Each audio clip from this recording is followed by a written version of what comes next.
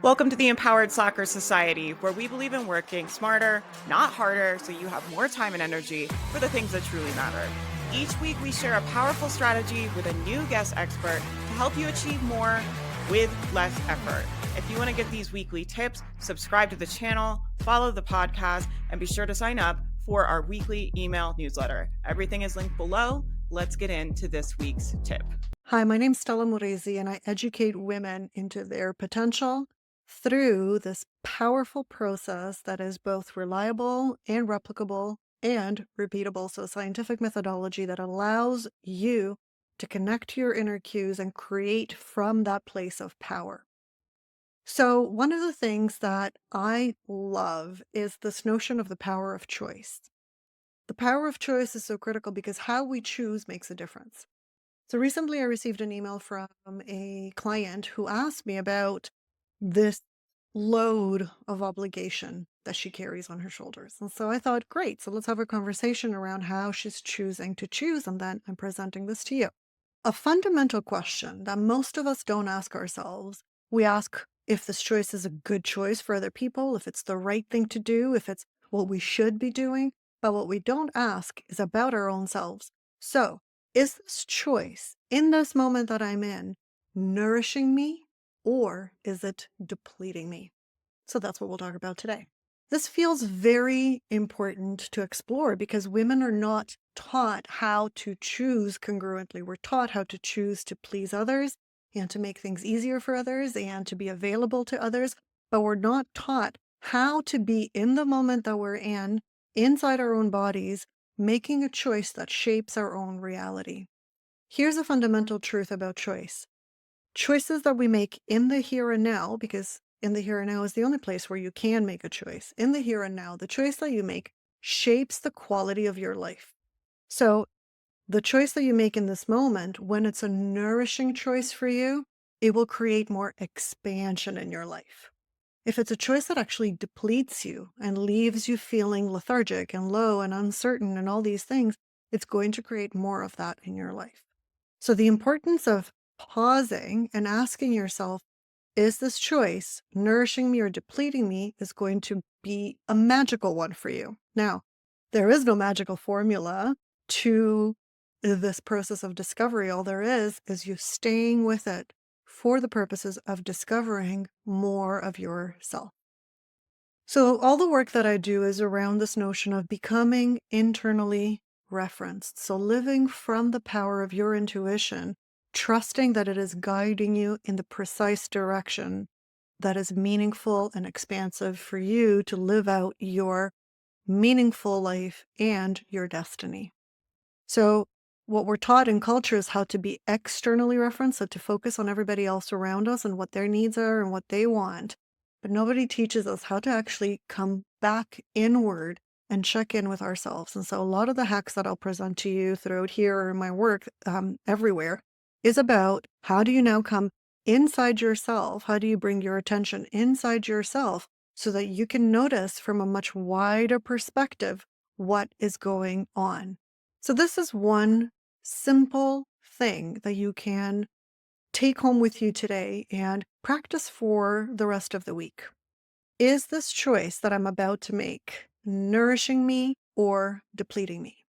So how do you practically do this? Let's explore that. So the first thing that you must do, categorically must do, is you must notice. You must become mindful and aware enough to notice that this is a moment for me to choose. And in the moment that you notice that you're about to choose, you ask yourself, is this choice that I'm about to make nourishing me or depleting me? Am I about to nourish myself or am I about to deplete myself of my own energy? When you get curious about that, when you get curious about what's about to happen here, what you're doing is you're becoming mindful and intentional about how you're creating. And in doing so, you create that which is mindful and intentional. Now, what's going to happen is a lot of stories are going to come up. So the nanosecond that you notice that, is this about to nourish me or deplete me? And you notice that it's about to deplete you, for example, what's going to happen is all the stories around why you should do this are going to come up. So all you have to do in that moment is notice that the stories are coming up and focus on, is this nourishing me or is this depleting me? It's very simple and it's very profound, but it's going to challenge you. And that's part of how this works. Part of how it works is the turning inward. It's a shift in paradigm, it's a shift in perceptual filters from the world out there to the world in here. And the only way to turn inward is to actually notice your breath pattern. So, once you ask the question, once you notice and you ask yourself the question and all the stories come up, the next thing is you got to breathe. You have to be very mindful and very intentional about your breathing pattern. So, you bring your attention to the base of your spine and you engage simple breath in flow. Inhale and exhale. So, you just do that for a couple of minutes, couple of seconds, however long, 30 seconds. Let's go with 30 seconds. So for 30 seconds, you just breathe and you keep your attention on your intention. And when you notice that the story's coming inward of what are the consequences of this? Oh, well, like I might do this, but what are the consequences of that? Well, in an externally referenced world, when you're focused on other people, you will notice the consequences on other people. In an internally referenced world, which is where you want to be if you want to live an empowered life, in an internally referenced world, you will begin to notice what are the consequences to me. So if I make a choice that's going to deplete me, what are the consequences to me? And that is not how we're conditioned to live. So it's going to take a lot from you to actually notice and to begin to give weight to the fact that you matter. But that is a boundary, right? It's a boundary of an internal boundary of I matter. And so therefore, I'm going to make the choice that nourishes me, or at least not make the choice that depletes me. So this is why it's important to ask that question and to notice where all the stuff around obligation comes up. You're going to have those stories come up because that is our programming. That is our cultural conditioning as nice little girls.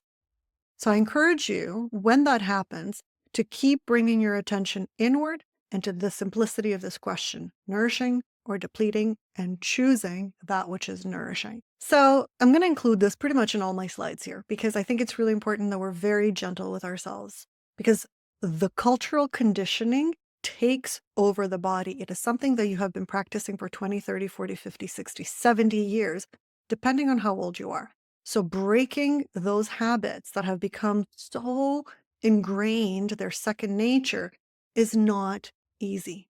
So doing this thing is really important. So beginning to become mindful in your life, beginning to become mindful in your awareness is going to demand that you're gentle with yourself. For those of you who are interested in building a stronger internal self, I invite you to consider jumping into this 5-day Boundaries Bootcamp that I've created. So over 5 days, you will receive emails with information around how do you become a stronger you and what gets in the way. So this 5-day boot camp actually focuses quite heavily on what gets in the way, which is the cultural conditioning, and then what's possible for you at the end of that.